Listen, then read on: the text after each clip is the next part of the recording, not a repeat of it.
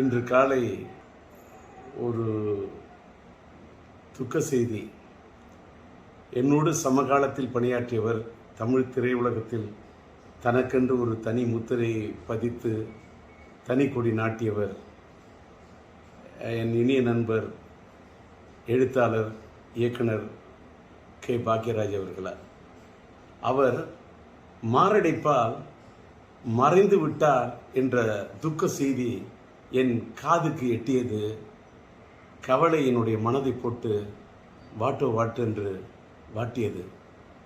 காரணம், சமீபத்தில்தான் அவருடைய 50 ஆண்டு காலம் அவர் திரையுலகத்தில் பணியாற்றியவர் ஒரு பொன்விழாவை காண்கிறார் என்று அவருக்கு ஒரு விழா எடுத்தார்கள். அந்த விழாவிலே அவரை பாராட்டுவதற்கு எண்ணற்ற பேர் வந்திருந்தார்கள். நம்முடைய சூப்பர் ஸ்டார் ரஜினிகாந்த் ஐயா அவர்கள் வந்திருந்தார். நம்முடைய ஆந்திர மாநிலத்தினுடைய நட்சத்திரமாக கொடிகட்டி பறக்கும் நட்சத்திரமாக இருக்கக்கூடிய அண்ணன் மோகன் பாபு அவர்கள் வந்திருந்தார்கள். அந்த விழாவிற்கு நான் வர வேண்டும் என்று என்னை பாக்யராஜ் விரும்பி அழைத்தார். நான் சாதாரணமாக இப்போ எந்த விழாவுக்கும் போகிறதில்ல, தவிர்த்திருக்கேன். ஆனால் என்ன நினச்சேனோ தெரியல. அவர் ராஜேந்தர், நீங்கள் நானும் சேர்ந்து ஒரே சமகாலத்தில் இருந்தோம். என் காலத்திலே நீங்கள் திரையுலகத்தில் நம்ம 2 பேருமே நம்மளெல்லாம் போட்டின்னு சொல்லுவாங்க. ஆனால் நீங்கள் எனக்கு நல்ல நண்பர். நீங்கள் நானும் சேர்ந்து எந்த படத்துலையுமே பணியாற்றலை, அதனால் நீங்கள் வரணும்னு ரொம்ப நாற்று எடுக்க என்னை கூப்பிட்டார். அவர் அத்தனை முறை என்னை வற்புறுத்தி கூப்பிட்டது என்னோட மனசு ரொம்ப வாட்டினுச்சு. சரின்னு சொல்லிட்டு அந்த விழாவில் போய், சமீபத்தில் தான் அந்த விழா நடந்தது, அந்த விழாவில் போய் மனதார மனசு விட்டு அவரை பாராட்டிட்டு வந்தேன்.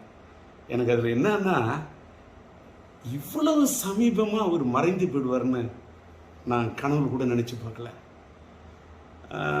ஆனால் ஒரு சின்ன அவர் மறைந்து விட்டார் என்பது துக்கம் தாங்கலை, நெஞ்ச வாட்டுது. ஆனால் ஒரு சின்ன ஆத்ம திருப்தி என்னன்னா, ஒரு மனிதன் மறைந்து விட்ட பிறகு இன்னைக்கு நான் இரங்கல் செய்தி போடுறேன், எல்லாருக்கும் ஆறுதல் தெரிவிக்கிறேன். ஆனால் அவர் உயிரோடு இருந்தப்பவே, அவருக்கு ஒரு பாராட்டு விழா நடந்தப்ப அவருடைய காது குளிர, அவருடைய மனம் மகிழ, ஒரு சமகாலத்தில் என்னை விட ஒரு சீனியர் மூத்தவர், அவரை போய் நான் மனதார பாராட்டிட்டு வந்தேன் அப்படிங்கிறத நினைக்கும் போது எனக்கு ரொம்ப ஒரு மனசுக்கு நெகிழ்ச்சியாக இருக்குது. அதோட இன்னொரு நிகழ்ச்சி என்னன்னா, நானும் அவரும் எந்த படத்துலையும் சேர்ந்து பணியாற்றலன்னு சொன்னார அப்படின்னு சொல்லக்குள்ள, என்னுடைய இனிய நண்பர் சாய் ரமணி அவர்கள், இயக்குனர், அவர் இப்போ ஒரு படம் எடுத்துக்கிட்டு இருக்கார், கன்னடத்து பைங்கிலின்னு ஒரு படம். அந்த படத்துக்கு நான் பாடல் எழுதி இசையமைச்சிட்டு இருக்கேன். அந்த படத்தில் ஒரு கதாநாயகனுடைய தந்தையார் கதாபாத்திரத்திலையும் தாயார் கதாபாத்திரத்திலையும் நம்முடைய கே. பாக்யராஜ் அவர்களையும் பூர்ணிமா பாக்யராஜ் அவர்களையும் நடிக்க வைக்க இருக்கிறேன் என்று அவர் சொல்லிவிட்டு, டி. ராஜேந்தர் பாடலாசிரியர் எழுதி இசையமைக்கக்கூடிய இந்த படத்தில் அவர்கள் இருவரையும் இணைப்பது என்பது எனக்கு ஒரு பெருமைக்குரிய விஷயம் என்று சாய் ரமணி சொன்னார். அந்த படத்தின் படப்பிடிப்பு நடந்து அந்த படப்பிடிப்பு நிறைவடையக்கூடிய சூழ்நிலையில் இவர் இப்படி ஒரு முடிவுரை எழுதி விடுவார் என்று நான் நினைத்து பார்க்கவில்லை. எல்லாத்துக்கும் மேலே இன்னைக்கு தென்னிந்திய திரைப்பட ரைட்டர்ஸ் அசோசியேஷன், எழுத்தாளர்கள் சங்கத்துடைய தேர்தலுக்காக இன்று காலையில் அவர் மனு தாக்கல் செய்வதற்காக கே. பாக்யராஜ் அவர்கள் தன்னை தயார்படுத்தி கொண்டிருந்திருக்கார். ஆனால் விதி எப்படி விளையாடி இருக்கிறது பாருங்கள்.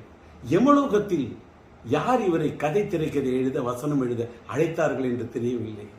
அங்கே சென்று போய் இவர் மனு தாக்கல் செய்து விட்டாரே. இங்கே எழுத்தாளர் சங்கத்தில் நிற்பதற்கு மனு தாக்கல் செய்வார் என்று நினைத்தால் அங்கே போய் மனு தாக்கல் செய்து விட்டார் என்பதை எண்ணிய போது மனது தாங்கவில்லை.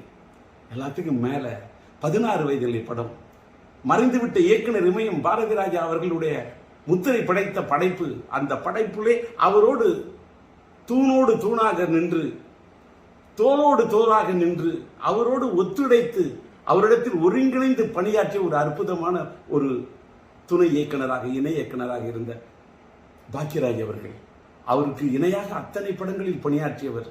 கிடைக்க போகிற ரயில் என்றும், புதிய வார்ப்புகள் என்றும், சிகப்பு ரோஜாக்கள் என்றும் அத்தனை படங்களில் அவரோடு உடனிருந்து பணியாற்றியவர். அவர் அந்த இயக்குனர் இமயம் சாய்ந்து மறைந்து, அது 10ஆம் தேதி என்று நினைக்கிறேன், 16 நாட்கள், 16 வயதிலே அவரோடு நட்பை ஏற்படுத்திக் கொண்டு பணியாற்றியவர். அவர் பிரிந்து விட்டார், அவரோடு பணியாற்றினேன். அவர் பிரிந்து 16வது நாளிலேயே நானும் பிரிந்து விடுவேன் என்று. இன்னைக்கு 27. இந்த மண்ணை விட்டு பாக்யராஜ் போறாருன்னா 16 வயதிலே அந்த படத்துல அதுல இருக்கக்கூடிய எண் 16. தன்னுடைய குருநாதர் மறைந்து நாட்கள் எண்ணி 16, அதில் என்னை விட்டு சென்று விட்டாயே என்று போய்விட்டாரே, தாங்கவில்லை. சுவர் இல்லாத சித்திரங்கள். அவர் எடுத்த படம் சுவர் இல்லாத சித்திரங்கள். இன்றைக்கு சுவர் இல்லாவிட்டால் சித்திரம் இருக்காது. நீ இல்லாவிட்டால் தமிழ் உலகத்தில் எங்கே சித்திரங்கள் இருக்கும்? நீ எடுத்த படம் ஒருகை ஓசை. ஏன் இவ்வளவு திடீரென்று நிறைத்து விட்டாய்? நின்று விட்டது உன் குரல் ஓசை. நீ எடுத்த படம் மௌன கீதங்கள். எங்களை பாட வைத்து விட்டு சென்று விட்டாயே, ஏன் சோக கீதங்கள்? நீ எடுத்த படம் தூரல் நின்று போச்சு. எதற்காக இன்றைக்கு உன்னுடைய மூச்சு நின்று போச்சு? நீ எடுத்த படம் முந்தானை முடிச்சு. ஏன் நிறுத்தி கொண்டாய் நீ விடுகின்ற மூச்சு? எங்கே நின்றது உன் பேச்சு? தாங்கவில்லையே, துக்கம் தாழவில்லையே, எங்கே போய் சொல்வது? அதனால் நீ மறைந்து விட்டாய் என்ற செய்தி கேட்டவுடன் அது ஈட்டி போல் அது என் இதயத்தை தாக்கியது. அதனால் என்னுடைய துக்கத்தை எங்கே போய் சொல்வது? உம்மை இழந்து வாடக்கூடிய உன்னுடைய இல்லத்தாருக்கும் இந்த திரையுலகத்தை சார்ந்தவர்களுக்கும் என்னுடைய ஆறுதலையும் ஆழ்ந்த இரங்கலையும் தெரிவித்துக் கொள்கின்றேன். கலை உலகத்து ரசிக பெருமக்களுக்கு, தென்னிந்திய திரையுலகத்துக்கே, என் இந்திய திரையுலகத்துக்கே நீ பெரிய திரைக்கதை ஆசிரியர். உன் இழப்பு ஈடு செய்ய முடியாத இழப்பாகும்.